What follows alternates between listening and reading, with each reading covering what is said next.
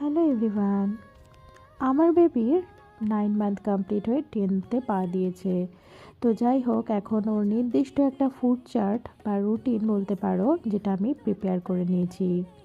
আর এই জন্যই আমি সুন্দরভাবে টাইমগুলোকে ম্যানেজ করতে পারি। এর জন্য আমাকে গোটা দিন ভাবতে লাগে না ওকে কী খাওয়াবো, কখন কী করাবো।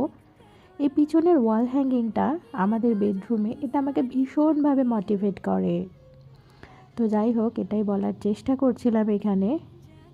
আজকে ঘুম থেকে উঠেই ডিসাইড করেছি নিজেকে প্যাম্পার করব বলে। ওয়াল হ্যাঙ্গিংটা দেখে নিয়েছো তোমরা?